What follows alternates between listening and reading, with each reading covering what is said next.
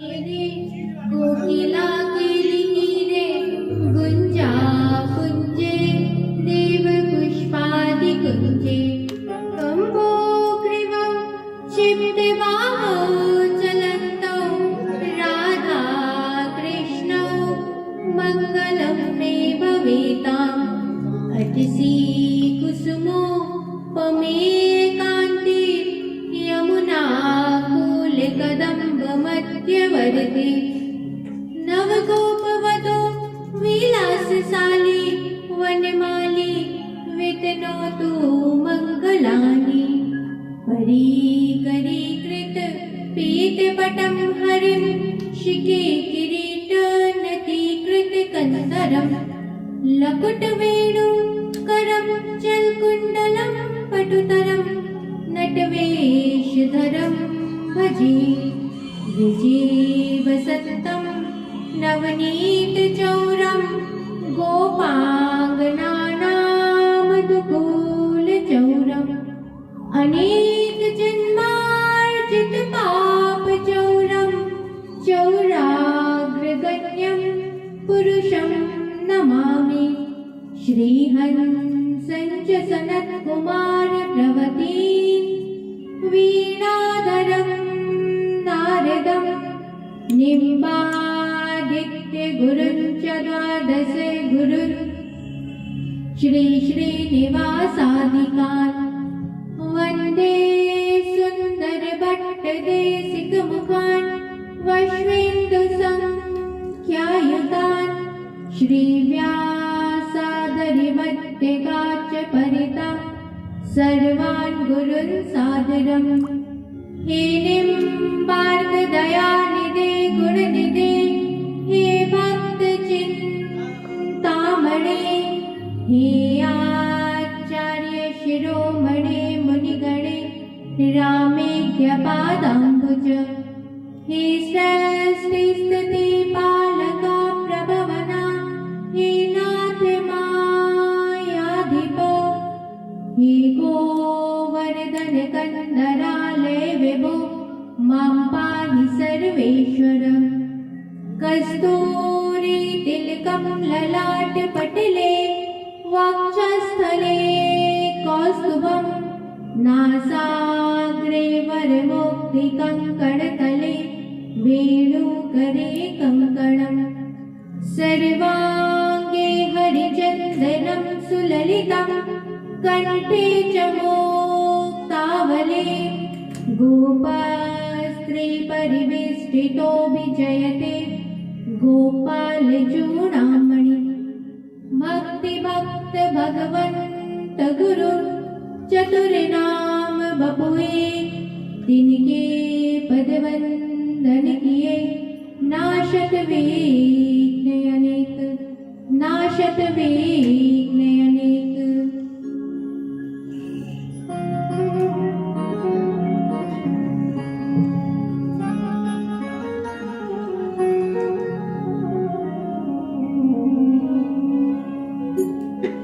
राधे राधे राधे गोविंद राधे राधे राधे राधे गोविंद राधे राधे राधे राधे गोविंद राधे राधे राधे राधे गोविंद राधे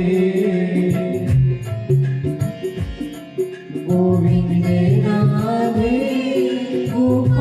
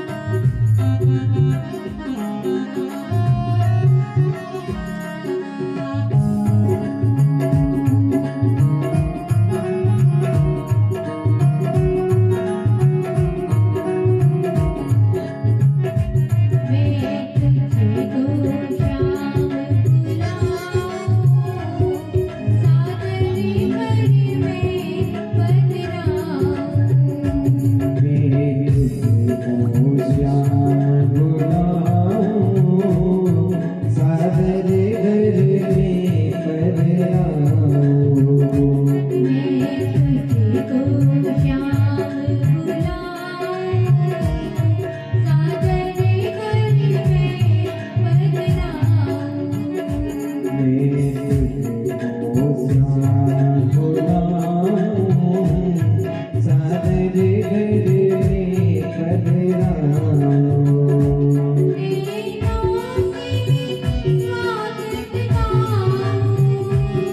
नैनों से स्वागत गाऊं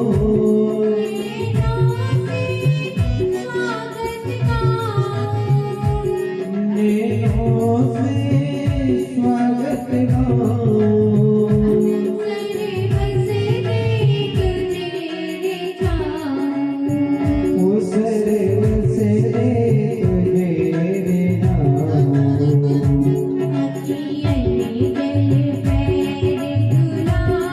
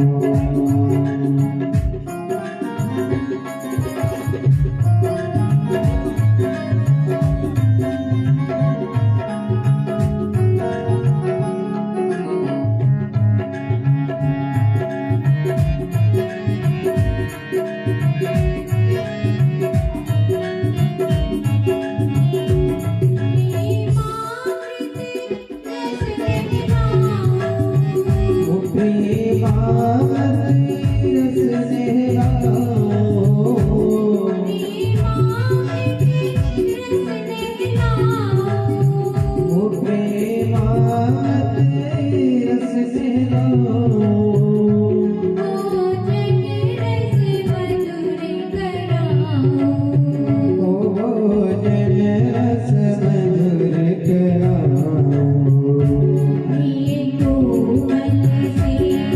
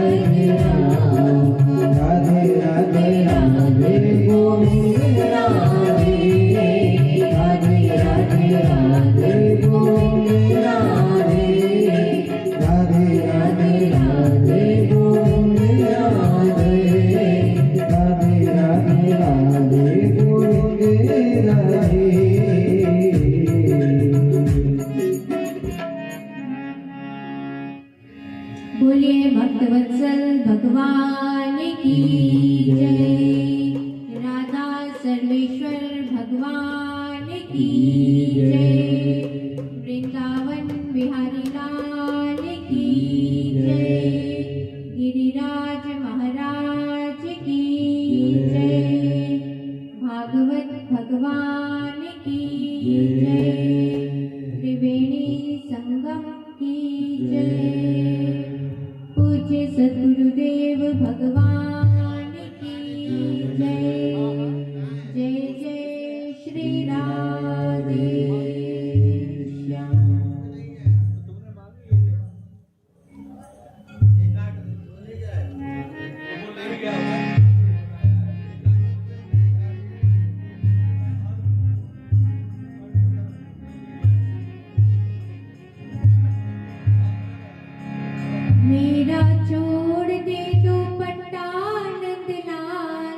सवेरे दही लेके आऊंगी मेरा छोड़ दे तो पट्टा नंदना सवेरे दही लेके आऊंगी मेरा छोड़ दे दुपट्टा नंदलाल सवेरे दही लेके आऊंगी मेरा छोड़ दे तो पट्टा नंदना सवेरे दही लेके आऊंगी सवेरे दही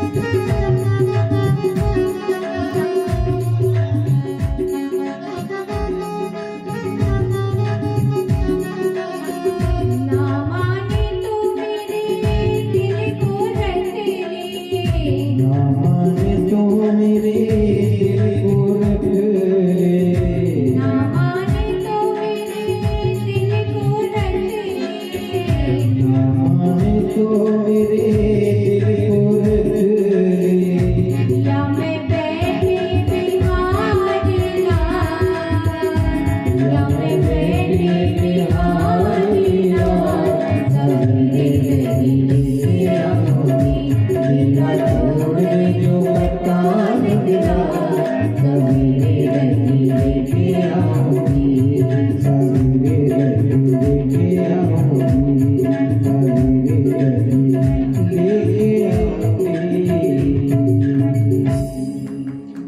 बोलिए भक्तवत्सल भगवान की जय। जय जय श्री राधे श्याम।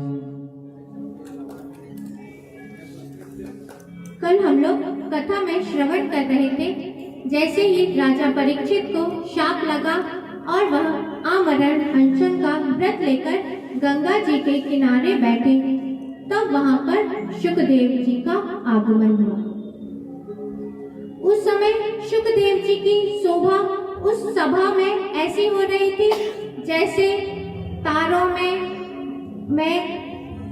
आकाश में तारों के बीच में चंद्रमा कैसे शोभायमान होता है, उसी प्रकार सभी ऋषि महर्षियों के बीच में शुकदेव जी वैसे ही चंद्रमा के समान शोभायमान हो रहे थे।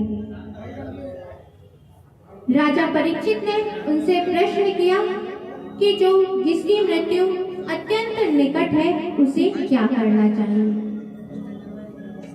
फिर द्वितीय स्कंद से शुकदेव जी ने कहना प्रारंभ किया। शुकदेव जी ने कहा, वर्यानेस ते प्रश्न कृतो लोकहितं नृप, आत्मवित् संवतः पुंसं सोतव्याधिषु या परः। शुकदेव जी ने कहा, राजन, आपने बड़ा ही उत्तम प्रश्न किया है। ऐसे प्रश्नों का महापुरुष बड़ा आदर किया करते हैं। जो पुरुष घर गृहस्थी में आसक्त हैं और जो अपने स्वरूप को नहीं जानते हैं, उनके लिए तो बहुत से कार्य करने के लिए हैं, बहुत सी चीजें सोचने के लिए हैं और हजारों काम है करने के लिए। लेकिन जो अपना आत्म कल्याण प्राप्त करना चाहते हैं, उन्हें केवल भगवान के चरणों का आश्रय लेना चाहिए, भगवान की कथाओं का ही श्रवण करना चाहिए, भगवान के कथाओं का ही स्मरण करना चाहिए और भगवान के नाम का संकीर्तन करना चाहिए। अब मैं आपको इदं भागवतं नाम पुराणं ब्रह्म संहितं, अधीतवान् द्वापराधौ पितृद्वैपायनादः। अब मैं आपको श्रीमद् भागवत की कथा सुनाऊंगा, जिसे मैंने अपने पिता द्वैपायन व्यास जी से इसका अध्ययन किया था।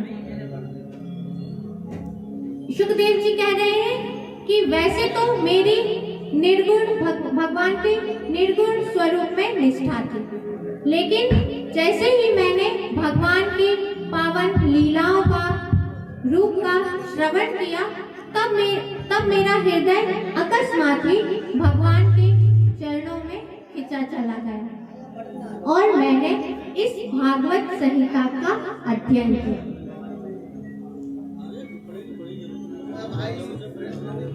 फिर कह रहे हैं, खटवांगो नाम राजा से। आपने खटवांग नाम के राजा का नाम सुना है?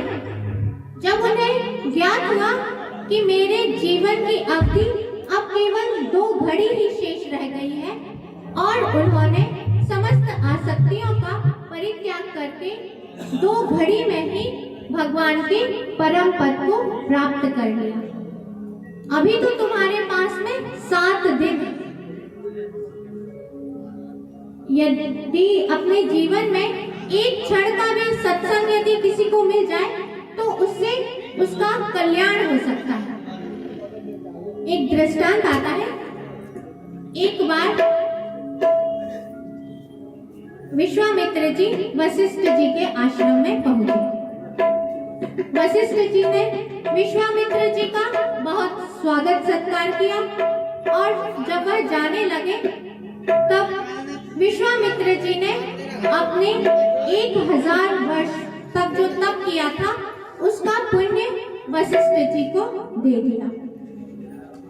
कुछ समय बीतने के बाद वशिष्ठ जी के आश्रम में विश्वामित्र जी आए। वशिष्ठ जी ने भी विश्वामित्र जी का बहुत स्वागत सत्कार किया और जब वह जाने लगे तब उन्हें एक क्षण के सत्संग का जो पुण्य होता है वह उन्हें समर्पित किया। विश्वामित्र जी ने सोचा कि मैंने तो इन्हें 1000 वर्ष के तप का जो पुण्य है वह दिया समर्पित किया था और यह मुझे केवल एक क्षण के सत्संग का पुण्य दे रहे हैं। और उन्हें क्रोध आया। उन्होंने कहा कि आपने यहाँ मेरे साथ गलत किया। मैंने तो आपको इतना सारा पुण्य दिया और आपने उसके बदले में मुझे इतने एक क्षण का पुण्य दिया। दोनों ने सोचा कि अब इसका निर्णय कौन करेगा। अब दोनों महान ऋषि थे। अब उन छोटे मोटे ऋषि तो उनके प्रश्न का उत्तर दे नहीं सकते थे। तब उन्होंने सोचा कि चलते हैं हम अपन ब्रह्मा जी के पास। अब ब्रह्मा जी ही निर्णय करेंगे कि कौन श्रेष्ठ है। दोनों पहुंचे ब्रह्मा जी के पास। ब्रह्मा जी से कहा कि एक क्षण का सत्संग बड़ा है कि 1000 वर्ष के तप का जो पुण्य है वह बड़ा है। ब्रह्मा जी ने सोचा कि अब दोनों ही इतने बड़े ऋषि हैं, अब किसका उत्तर दें। तो उन्होंने कहा कि इस समय मैं सृष्टि के रचना में लगा हुआ हूँ, इसीलिए मैं आपके प्रश्न का उत्तर नहीं दे सकता। अब आप जाइए भगवान विष्णु के पास। दोनों पहुंचे भगवान विष्णु के पास। भगवान विष्णु से पूछा। तब भगवान विष्णु ने कहा कि भगवान शंकर इसका उत्तर दे सकते हैं क्योंकि वह सत्संग करते ही रहते हैं, इसीलिए आप जाइए भगवान शंकर के पास। अब दोनों पहुंचे भगवान शंकर के पास। भगवान शंकर ने भी सोचा अब किसका पक्ष लें। तब उन्होंने भी कह दिया कि अभी तो मैं समाधि में स्थित हूँ, इसीलिए मैं आपके प्रश्न का उत्तर नहीं दे सकता हूँ। आप भगवान शेष के पास में जाइए क्योंकि वह अपने 1000 मुखों के द्वारा हमेशा ही भगवान की लीलाओं का गान कर रहे हैं और आज भी कर रहे हैं, इसीलिए आप उन्हीं के पास जाइए। अब विश्वामित्र जी और वशिष्ठ जी दोनों पहुंचे भगवान शेष के पास में। भगवान शेष ने कहा कि इस समय मैंने अपने शीश पर पृथ्वी को धारण किया हुआ है। यदि कोई ये मेरा भार थोड़ी देर के लिए सहन कर सकता है ले ले तो मैं आपके प्रश्न का उत्तर दे सकता हूँ। विश्वामित्र जी ने कहा कि मैं अपने तपबल से इस पृथ्वी को धारण कर सकता हूँ। और उन्होंने अपने जीवन भर में जितना भी तप किया था उसके प्रभाव से कहा कि पृथ्वी अब आप स्थिर वहां से शेष जी के शीश से हट जाइए थोड़ी देर के लिए, लेकिन पृथ्वी वहां से नहीं हटी। फिर वशिष्ठ जी की बारी आई। तब उन्होंने कहा कि मैंने एक क्षण के सत्संग से जो पुण्य है उस पुण्य के प्रभाव से मैं पृथ्वी को धारण कर लूंगा।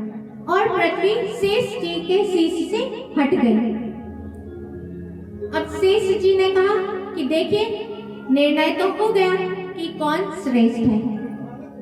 एक क्षण का सत्संग ही श्रेष्ठ है।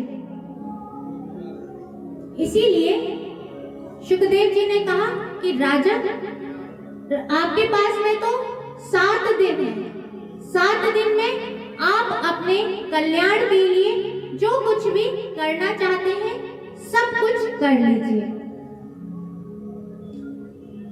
फिर आगे शुकदेव जी ने बतलाया कि मनुष्य का जब मृत्यु का समय आता है उस समय मनुष्य को घबराना नहीं चाहिए और वैराग्य के शस्त्र से इस शरीर से जितने भी संबंधी हैं, उन सबका से जो मोह है, उस मोह को इस वैराग्य रूपी शस्त्र से काट डालें और एकांत प्रदेश में चले जाएं, किसी तीर्थ में चले जाएं, वहां पर एकांत में रहें और तीर्थ के जल में स्नान करें और वहां पर स्वच्छ आसन बिछाकर समाधि लगाकर ओम इस मंत्र का जप करें। इससे शीघ्र ही परम पद की प्राप्ति हो जाएगी। और बतला रहे हैं कि फिर उन्होंने कामनाओं के अनुसार विभिन्न देवताओं की उपासना का विधान बतलाया कि किस भगवान की उपासना करने से किस चीज की प्राप्ति होती है। जिस किसी भी व्यक्ति को ब्रह्म तेज की इच्छा हो, उसे बृहस्पति जी की उपासना करनी चाहिए। जिसे इंद्रियों की शक्ति प्राप्त करना हो, इंद्रियों को बल चाहिए, उसे इंद्र की उपासना करनी चाहिए। जिसे संतान की लालसा है, उसे प्रजापति की उपासना करनी चाहिए। जिसे लक्ष्मी की इच्छा हो, उसे माया देवी की उपासना करनी चाहिए। जिसे तेज प्राप्त करना हो, उसे अग्नि की उपासना करनी चाहिए। इस प्रकार विभिन्न देवताओं की उपासना का विधान बतलाया और फिर सृष्टि का वर्णन किया। सृष्टि का वर्णन करते हुए शुकदेव जी ने कहा कि जब भगवान ने सृष्टि का रचना की, तब सबसे पहले भगवान की नाभि से कमल की उत्पत्ति हुई और कमल से ब्रह्मा जी उत्पन्न हुए। ब्रह्मा जी घबरा रहे थे, तब आकाशवाणी हुई, तप करो तप करो। तब ब्रह्मा जी ने तप किया। ब्रह्मा जी के तप से भगवान प्रसन्न हो गए और भगवान वहां पर प्रकट हुए। भगवान ने ब्रह्मा जी से कहा कि अब आप मुझसे कुछ वर मांग लीजिए। ब्रह्मा जी ने कहा कि मैं यह सृष्टि कैसे करूं? इस सृष्टि की रचना का सामर्थ्य मुझे प्रदान कीजिए। तब भगवान ने चतुर्श्लोकी भागवत का वर्णन किया। अहमेवा समेवाग्रे नान्यद् यत् सत्परम् पश्चादहं ययेतच्च यो वसिष्येत सोऽस्म्यहम् रीतेऽर्थं यत् प्रतीयेत न प्रतीयेत चात्मनि तद्विद्यादात्मनो मायां यथा भासो यथा तमः यथा महन्ति भूतानि भूतेषु चावचेष्वनु प्रविष्टानि तथा तेषु न ते स्वः एतावदेव जिज्ञासं तत्त्वजिज्ञासुनात्मनः अन्वयव्यतिरेकाभ्यां यत् स्यात् सर्वत्र सर्वदा। यह चतुर्श्लोकी भागवत का वर्णन किया। इसमें पहले श्लोक में ब्रह्म का वर्णन, ब्रह्म का निरूपण किया गया है। ब्रह्म का निरूपण करते हुए भगवान कह रहे हैं कि यह सृष्टि जब नहीं थी तब मैं ही था। इस सृष्टि के रूप में जो कुछ भी दिखलाई दे रहा है वह भी मैं ही हूँ। और जब यह सृष्टि नहीं रहेगी, जब जो कुछ भी बचेगा वह भी मैं ही हूँ।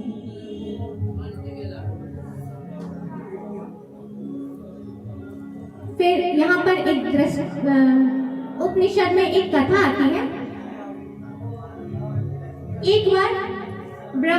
एक बार देवासुर संग्राम हुआ, जिसमें देवताओं की विजय हुई। देवताओं को अभिमान आ गया कि हमने अपने बल से असुरों पर विजय प्राप्त की है। भगवान ने सोचा अब देवताओं के घमंड को चूर करना चाहिए। इसीलिए भगवान ने एक विशालकाय यक्ष का रूप धारण करके वहां स्वर्ग में उपस्थित हुए। उस समय इंद्र में सभी देवता थे। इंद्र ने सबसे पहले अग्निदेव से कहा कि अग्निदेव आप जाइए और पता लगाकर आइए कि वह यक्ष कौन है। अग्निदेव गए। उस विशालकाय यक्ष ने पूछा, आप कौन हैं? अग्निदेव ने कहा कि मैं अग्निदेव हूं। उन यक्ष ने कहा कि आप क्या कर सकते हैं? अग्निदेव ने कहा कि मैं इस संपूर्ण सृष्टि को जला सकता हूं। तब उन यक्ष ने एक तिनका निकाला अपने पास से और उसे रखा और कहा कि आप इस तिनके को जलाकर दिखलाइए। अग्निदेव ने अपनी पूरी शक्ति लगा दी, लेकिन उस तिनके को नहीं जला सका और वापस इंद्र की सभा में आए। इंद्र ने पूछा, अग्निदेव आप पता लगाकर आए कि वह यक्ष कौन है? अग्निदेव ने कहा कि मैं नहीं पता लगा पाया कि वह यक्ष कौन है। फिर वायुदेव से कहा कि वायुदेव अब आप जाइए, आप पता लगाकर आइए कि वह यक्ष कौन है। वायुदेव गए और यक्ष ने फिर वही प्रश्न किया कि आप कौन हैं? वायुदेव ने कहा कि मैं वायुदेव हूं। आप क्या कर सकते हैं? वायुदेव ने कहा कि मैं इस पूरी सृष्टि को उड़ा सकता हूँ, इतनी शक्ति है मुझे। फिर यक्ष ने फिर वही तिनका दिया और कहा कि अब आप इस तिनके को उड़ाकर दिखलाइए। वायुदेव ने अपनी पूरी शक्ति लगा दी, लेकिन उस तिनके को नहीं उड़ा पाए और इंद्र की सभा में पहुंचे। इंद्र ने पूछा कि वायुदेव आप पता लगाकर आए कि वह यक्ष कौन है?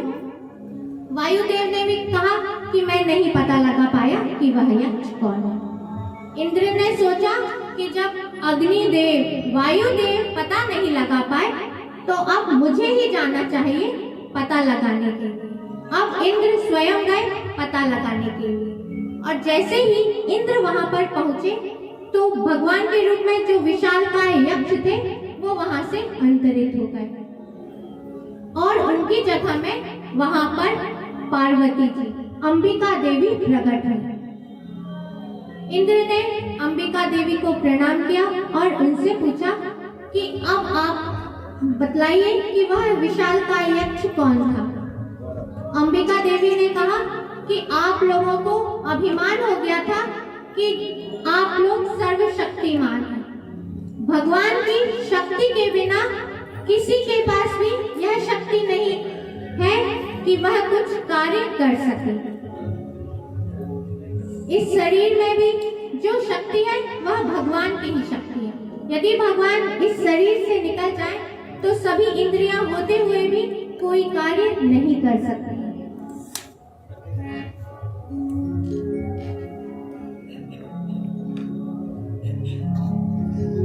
फिर दूसरे श्लोक में माया का वर्णन किया है। माया कहते हैं जो है नहीं और दिखलाई दे। वास्तव में मेरे अतिरिक्त जो अनिर्वचनीय वस्तु मेरे अतिरिक्त मुझ परमात्मा में दो चंद्रमा के भांति मिथ्या ही प्रतीत होती है। जैसे आकाश में दो चंद्रमा नहीं होते हैं, लेकिन जल में यदि चंद्रमा का प्रतिबिंब दिखलाई दे तो दो चंद्रमा दिखलाई देते हैं, लेकिन वास्तव में चंद्रमा एक ही है। उसी प्रकार मेरी राहु की भांति जो मेरी प्रतीति नहीं होती है उसे मेरी माया ही समझनी चाहिए।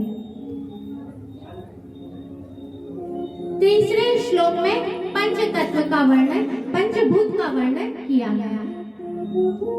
इस पृथ्वी में जितने भी वस्तुएं हैं वह सब पंचभूत से बनी है और सभी में पंचभूत व्यक्त भी है और सबसे पृथक भी है। तत्व के जिज्ञासुओं को केवल इतना जान जाना चाहिए कि अन्वय की रीति से और व्यतिरेक की रीति से यह ब्रह्म नहीं है, यह ब्रह्म नहीं है, इस प्रकार निषेध से और यह ब्रह्म है, यह ब्रह्म है, इस प्रकार अन्वय की रीति से यही सिद्ध होता है कि सर्वत्र भगवान ही है। बोलिए भक्तवत्सल भगवान की जय। पूज्य सद्गुरुदेव भगवान की जय। जय जय श्री राधे श्याम। पालक प्रभवन हे नाथ माया देवी हे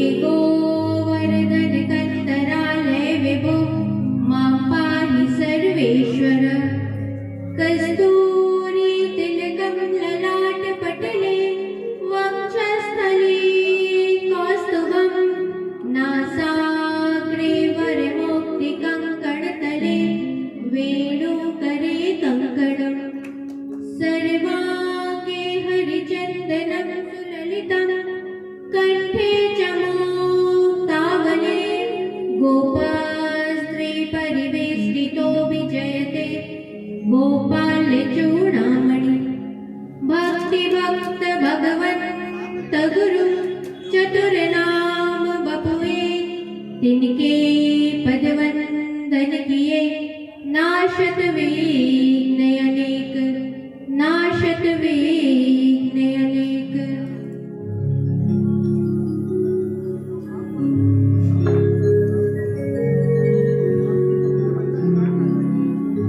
राधे राधे राधे गोविंद राधे, राधे राधे राधे गोविंद राधे, राधे राधे राधे गोविंद राधे, राधे राधे राधे गोविंद राधे, गोविंद राधे गोपाल राधे, गोविंद राधे गोपाल राधे,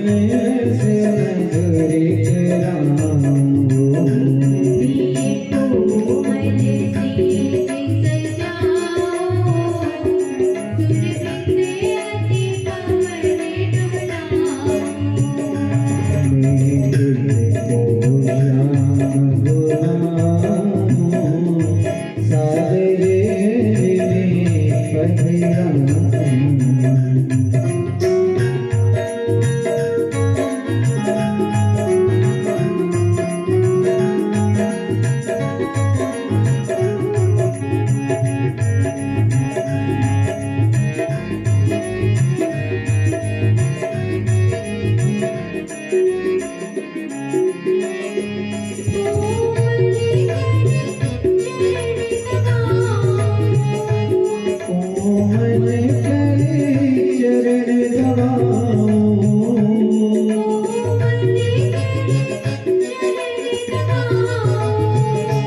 कोमल करे चरण दबाऊं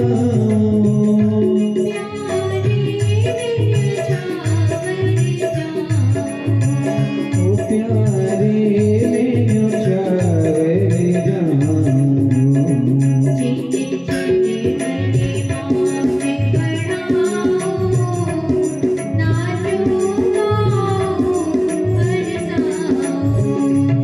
मैं तुझको सा बुलाऊं सागर गए पगलाऊं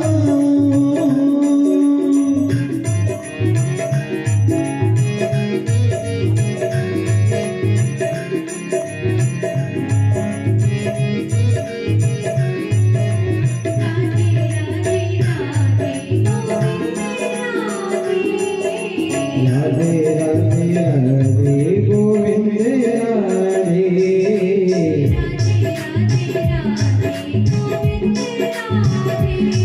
ओ राधे राधे राधे गोविंद राधे राधे राधे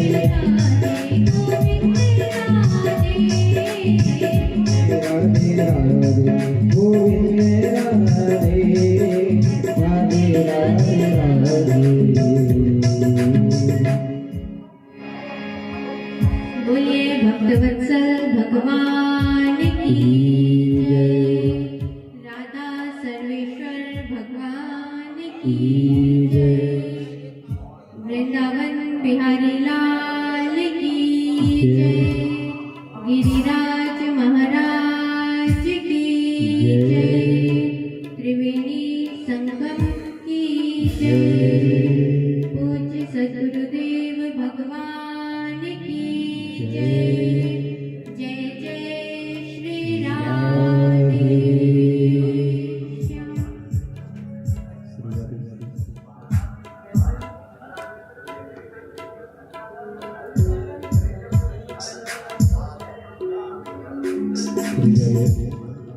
श्री हरि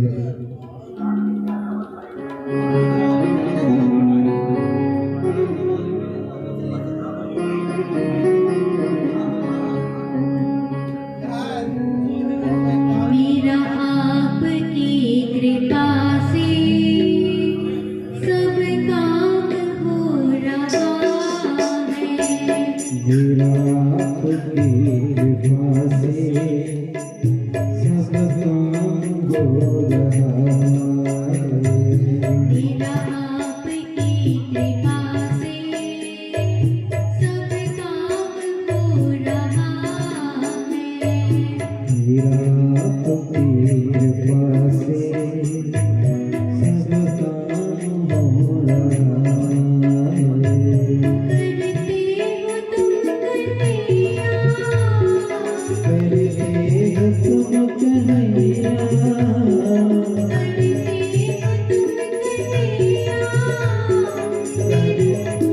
हो रहा है मेरा आपकी कृपा से सब काम हो रहा है मेरा आपकी कृपा से सब काम हो रहा है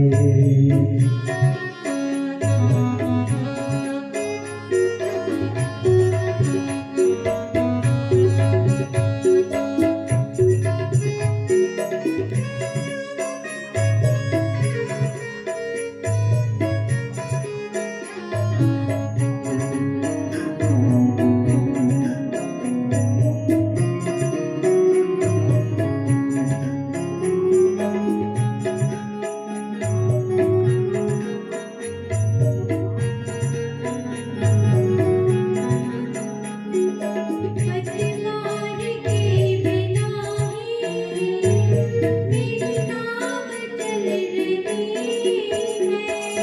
पतवार के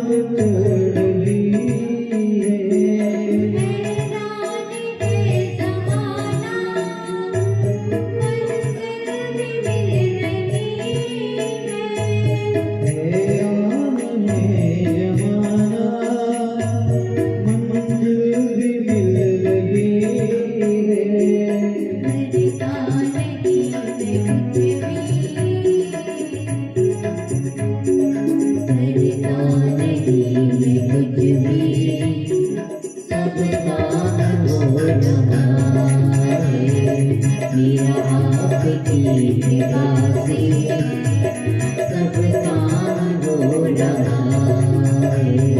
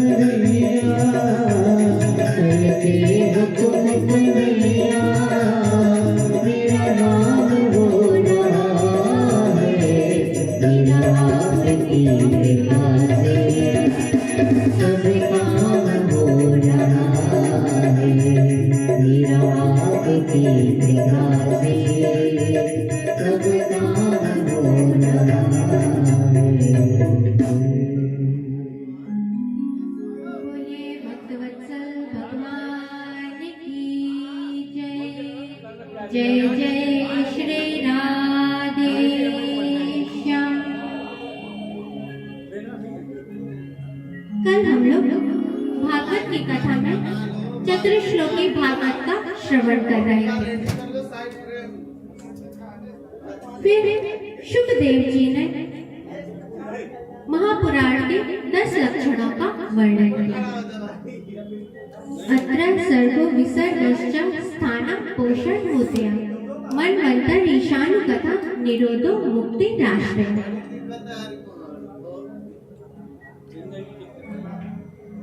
सर्ग विसर्ग स्थान पोषण उति मन्वंतर ईश कथा निरोध मुक्ति और आश्रय, यह 10 तत्व जिस पुराण में वर्णित होते हैं उसे महापुराण कहा गया है। लोगों ने बहुत से पुराण सुने होंगे, विष्णु पुराण, देवी पुराण, शिव पुराण, लेकिन सभी में पुराण लिखा रहता है। लेकिन श्रीमद् भागवत महापुराण लिखा रहता है। इस भागवत को महापुराण का दर्जा प्राप्त है, क्योंकि इसमें इन्हीं 10 तत्वों का लक्षण वर्णित है। तृतीय स्कंद में सर्ग का वर्णन किया गया है। सर्ग मीन्स होता है भगवान के द्वारा की गई सृष्टि। तृतीय स्कंद में सर्ग का वर्णन है। चतुर्थ स्कंद में विसर्ग का वर्णन है। विसर्ग मीन्स होता है ब्रह्मा जी के द्वारा की गई सृष्टि। चतुर्थ स्कंद में विसर्ग का वर्णन है। पंचम स्कंद में स्थान का वर्णन है। छठे स्कंद में पोषण का वर्णन है। सप्तम स्कंद में उति का वर्णन किया गया है। अष्टम स्कंद में मनवंतरों की कथा है। नवम स्कंद में ईश कथा है। दसम स्कंद में निरोध का वर्णन किया है। एकादश स्कंद में मुक्ति का वर्णन किया है और 12वें स्कंद में आश्रय तत्व का वर्णन किया गया है। सोनकादि ऋषियों ने सूत जी से पूछा कि अब हम आपसे विदुर जी के पावन चरित्र का वर्णन सुनना चाहते हैं कि विदुर जी ने किस प्रकार अपने कुटुंबियों का त्याग किया, हस्तिनापुर का त्याग किया और तीर्थाटन करने के लिए चले गए और फिर पुनः क्यों हस्तिनापुर वापस लौट आए। शुकदेव जी ने कहा, एवमेतत्पुरा पृष्टो मैत्रेयो भगवान तिलक छत्रावनं प्रविष्टेन त्यक्त्वा स्वगृहमध्यमत्। शुकदेव जी ने कहा, परीक्षित, ऐसा ही प्रश्न एक बार विदुर जी ने पूछा था मैत्रेय जी से। जब भगवान संधि का प्रस्ताव लेकर गए थे कौरवों की सभा में, उस समय की घटना है जब पांडवों को दूत सभा में हार हुई थी और उन्हें शर्त यह थी कि जो इस खेल में हारेगा उसे 12 वर्ष का वनवास और 1 वर्ष का अज्ञातवास करना पड़ेगा। पांडवों ने 12 वर्ष का वनवास और 1 वर्ष का अज्ञातवास पूर्ण कर लिया था। शर्त के अनुसार अब युधिष्ठिर जी ने अपना राज्य वापस मांगा, तब दुर्योधन ने मना कर दिया। दुर्योधन ने कहा कि बिना युद्ध किए मैं सुई की नोक के बराबर भूमि भी पांडवों को नहीं दूंगा। इसीलिए भगवान ने सोचा कि महाभारत युद्ध ना हो, इसीलिए भगवान संधि का प्रस्ताव लेकर आए थे कौरवों की सभा में। लेकिन दुर्योधन ने भगवान के संधि के प्रस्ताव को अस्वीकार कर दिया। तब भगवान ने कहा कि पांडवों को 5 गांव ही दे दीजिए, लेकिन दुर्योधन ने तब भी मना कर दिया। फिर भगवान ने कौरवों के आतिथ्य को अस्वीकार करके भगवान विदुर जी के यहाँ बिना बुलाए ही चले गए थे, क्योंकि भगवान को आतिथ्य नहीं, भगवान को प्रेम चाहिए। भगवान केवल प्रेम से ही प्रसन्न होते हैं। भगवान बिना बुलाए ही विदुर जी के यहाँ पहुँच गए। उस समय विदुर जी घर पर नहीं थे, विदुरानी अकेली थी। भगवान विदुर जी के घर गए और दरवाजे को खटखटाया। काकी, ओ काकी। उस समय विदुरानी जी स्नान कर रही थी। जैसे ही उन्हें भगवान के शब्द सुनाई पड़े कि भगवान स्वयं मेरे दरवाजे पर आए हैं, तो वो इतनी आत्मविभोर हो गई कि उन्हें यह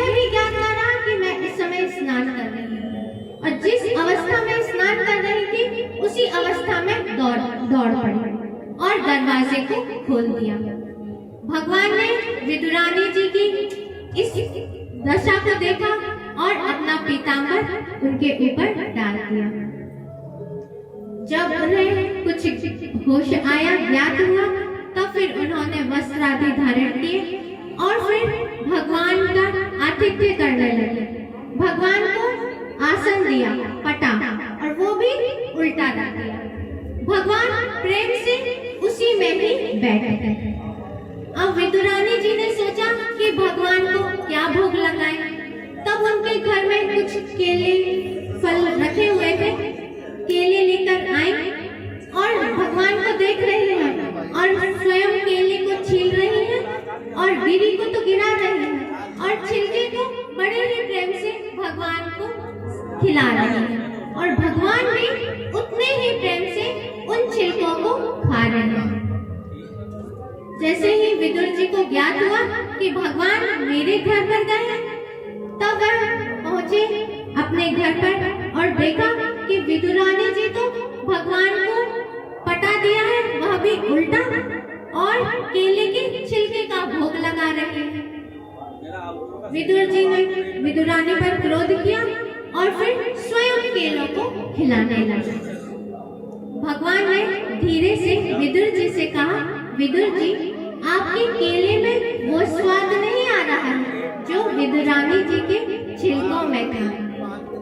भगवान केवल और केवल प्रेम से ही प्रसन्न होते हैं। भगवान को प्रेम से ही अपने वश में किया जा सकता है।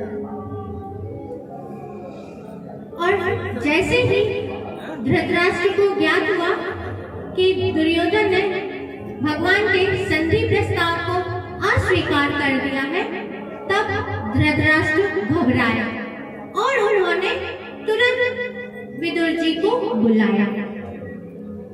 विदुर जी आए और विदुर जी ने कहा,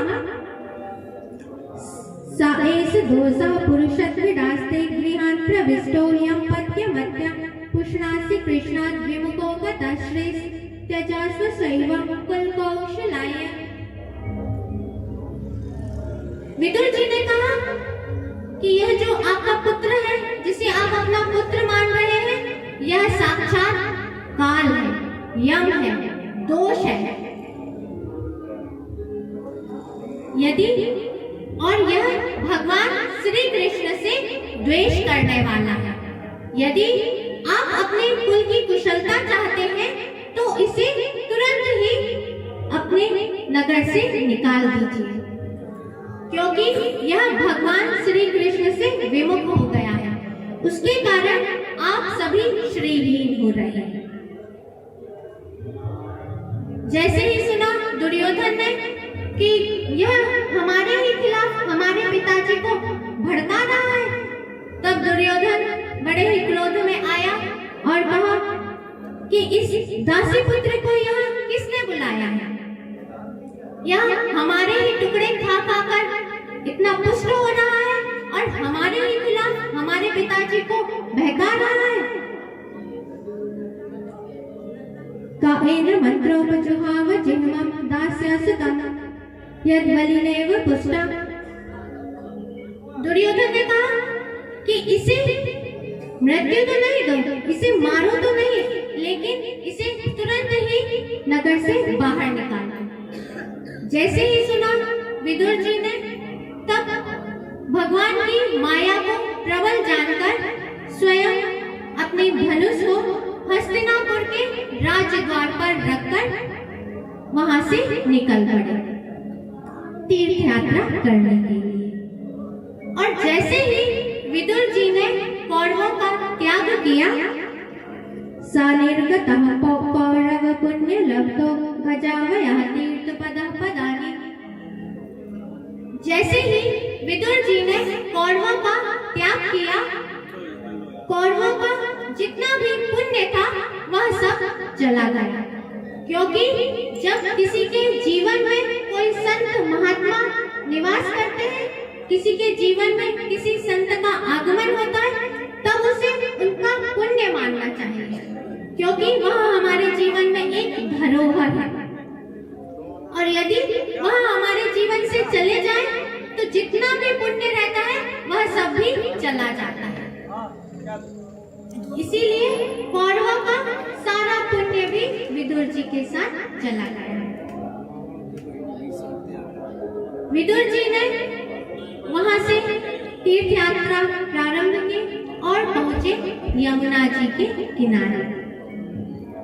वहां पर उन्हें महाभाग उद्धव जी का दर्शन हुआ। उन्होंने उद्धव जी को प्रणाम किया और उद्धव जी से पूछा कि भगवान श्री कृष्ण कुशल से तो है ना? बलराम जी कैसे हैं? वसुदेव जी कैसे हैं? देवकी जी ठीक तो है ना? महाराज उग्रसेन कैसे हैं? रुक्मिणी जी कैसी हैं? प्रद्युम्न कैसे हैं? अनिरुद्ध कैसे हैं? सभी की कुशलता पूछी। उस समय उद्धव जी को भगवान का स्मरण हो आया और उन्हें भगवान का स्मरण हो आया और उन्हें कुछ ज्ञात ही नहीं हुआ, वह कुछ कह ही नहीं पाया और उनकी आंखों से अश्रुओं की धारा बहने लगी। कुछ क्षण बीतने के बाद थोड़े स्थिर हुए, तब उन्होंने कहा कि भगवान श्री कृष्ण रूपी सूर्य के छिप जाने से हम सब श्रीहीन हो गए। अब क्या कुशलता सुनाओ? उद्धव जी ने कहा कि भगवान श्री कृष्ण के चले जाने से हम लोग श्रीहीन हो गए हैं। जब तक भगवान श्री कृष्ण थे तब तक जो यह यादव है यह बड़े ही अभागे हैं। यह मनुष्य लोग बड़ा ही अभागा है। भगवान श्री कृष्ण जब सबके साथ में थे तब यह जो यादव है यह उन्हें एक श्रेष्ठ यादव ही समझते रहे। किसी ने उन्हें भगवान जाना ही नहीं। जैसे जब जो चंद्रमा है वह समुद्र के अंदर था तब मछलियों को यह ज्ञात नहीं हुआ कि यह अमृत तुल्य चंद्रमा है। मछलियां तो चंद्रमा को एक साधारण मछली ही समझती रही। उसी प्रकार यह जितने भी यदुवंशी हैं यह भगवान श्री कृष्ण को एक श्रेष्ठ यादव ही समझते रहे। और फिर उद्धव जी को भगवान की लीलाओं का स्मरण हो आया और उन्होंने कहा कि भगवान अजन्मा होने पर भी लीला करने के लिए देवकी वसुदेव जी के यहाँ कारागार में अवतीर्ण हुए। और जिन भगवान से काल भी भयभीत होता है वह लीला करने के लिए कंस के भय से मथुरा से छिपकर नंद बाबा के गोकुल में गए और वहां पर कंस के द्वारा बहुत से राक्षसों को भेजा गया। तब भगवान ने उनको खेल ही खेल में मार डाला, उनका वध कर दिया। फिर आगे कह रहे हैं अहोवकियं स्तनकालकूटं जिज्ञास ह्यापाय यदप्य साध्वी लेवे गतिन्नाथ विजितां तनोन्यं कम्बा दयालुं शरणं व्रजेम। उद्धव जी कह रहे हैं वह पापी पूतना जो अपने स्तन में कालकूट विष लगाकर आई थी, भगवान को मार डालने की नियत से उसने भगवान को अपना स्तनपान कराया। लेकिन भगवान ने उसे कौन सी गति दी? जो गति माता को दी जानी चाहिए। क्यों? क्योंकि पूतना आई तो थी भगवान को मार डालने के लिए, लेकिन उसने अपना वेश बनाया था एक माता का। जो कार्य माता करती है वही कार्य पूतना ने किया। इसीलिए भगवान ने उस पापी पूतना को जो गति माता को दी जानी चाहिए वही गति प्रदान की। उन भगवान श्री कृष्ण के जैसा दयालु कौन होगा जिसकी शरण में ना जाए। और फिर यमुना जी के उपवन में भगवान ने गायों को चराया। ब्रजवासियों के प्रसन्नता के लिए बहुत सी लीलाएं की और इंद्र के मान को मर्दन करने के लिए भगवान ने अयाजयत् गोसवैने गोपराजं द्विजोत्तमै वित्तस्य चोरुभारस्य चिकीर् संसद्वयं। भगवान श्री कृष्ण ने जब इंद्र की पूजा बंद करवाई तब इंद्र ने पूरे ब्रजमंडल को खत्म करने के लिए मूसलाधार वर्षा की। तब भगवान ने जैसे कोई छोटा बालक कुकुरमुंडी के छत्ते को धारण कर लेता है, उसी प्रकार भगवान ने इस गिरिराज पर्वत को धारण किया और सभी ब्रजवासियों की रक्षा की।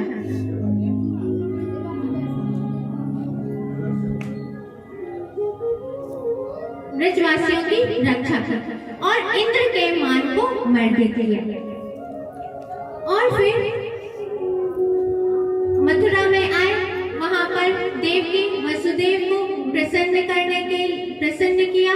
फिर सांदीपनी मुनि के यहाँ जाकर वेदों का अध्ययन किया। उसके पश्चात आसाम मुहूर्त एकस्मिन् नानागारेषु योषिता सावितं चक्रहे पाणि ननु रूप स्वमायया। और